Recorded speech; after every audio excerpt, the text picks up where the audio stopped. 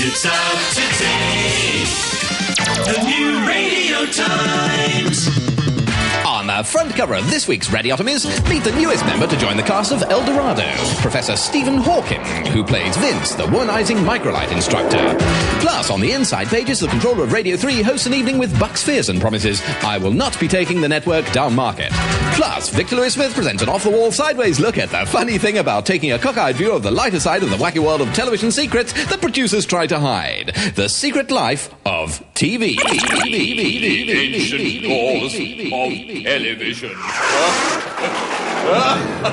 The science of television is founded on a Shavian paradox. And this is Mr. Shave, obviously first thing in the morning before he'd had a chance to shave. I'm sorry, my slow-release capsules are taking effect. Nurse! Nurse! Sorry, where was I? Oh yes, the Shavian paradox on which television is founded is that the more transparently simple the profession is, the more complex is the jargon and technology used to disguise the fact. That's a man's face. There it is.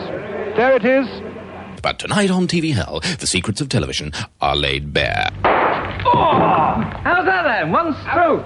Look to the top right of your screen. Have you noticed one of these before? What is the secret of the Q dot? The simple answer is that this dot indicates that a program is about to end. Yes, and we'll be blowing up a wall right here in the studio, so see you on Monday. Bye-bye. Bye-bye. The control button is on the desk of the office of the Director General and is pressed whenever the jaded Emperor becomes bored and wishes to change programs. Good evening. The country's in the middle of a fundamental... The world's longest-running test card was Test Card C. The secret reason for this is that whenever BBC engineers tried to replace it, there were widespread protests at the change. For example, this... Test Card D, introduced in 1968, was deemed completely unsuitable for broadcasting due to the panchromatic scale being badly aligned. While this test card, a royal edition featuring Edward VII and a friend doing a bit of toe-sucking, was transmitted for one day only last week. This proved to be inappropriate, the picture was shot with a telephoto lens and the definition was just too squidgy. The commission awarded to Salvador Dali proved unwise. And this... Test Card E1 was broadcast only for a single afternoon in 1969 and was withdrawn after a huge public outcry. Apparently the vertical bars gave a substandard resolution on 625 lines. Pity, because the skin tones were wonderful. The other secret of the test card is that on July the 15th, 1967, the unthinkable happened.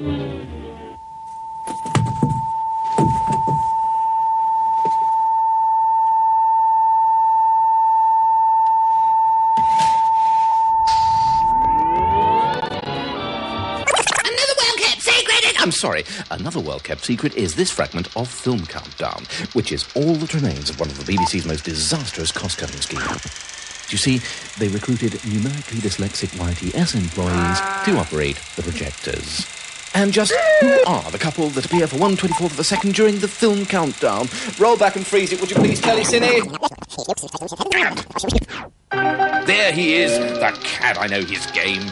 He told her he'd get her into television. Little did she know it would only be for 2 frames. She fell for his smooth patter and his intoxicating talk of BKSTS test film. Then no doubt he tossed her aside. What future did she have? A brief appearance as the model on the Photo Me booth. Then oblivion. Further, mistress, the BBC has never admitted to the existence of their secret undercover creative captions unit, whose work was so popular in the 1960s, but whose excuses were so inventive that the entire department was snapped up by British Rail. This is one of their finest moments. This last caption appeared at the start of each edition of the BBC quiz Ask the Family. Father was always a university lecturer, mother a primary school teacher, the children an endless succession of Ruth Lawrence prototypes with already fully developed adult neuroses, proving once again the truth of the abjam that only the profoundly unattractive have the time or the inclination to read books. But the best-kept secret of all concerns the criminals you see on news reports being led away under blankets. Criminals are not equity and therefore cannot appear on camera, so they use me. Yes, me, it's my day job. Stunt criminal. There I am under the blanket as a Yorkshire Ripper. I had his walk to a T. I was the Birmingham Six as well. Look, they're all me. But I shouldn't be under a blanket. No, I'm a star. A star, do you hear me? Look, I was the real human hands on Thunderbirds. and they were my legs on the IMAC commercial. I used to do the silk scarf test for unsightly stubble. And I was the body in the body in question. Look, that's my livery pulled out on the slab. I worked my guts out for that programme.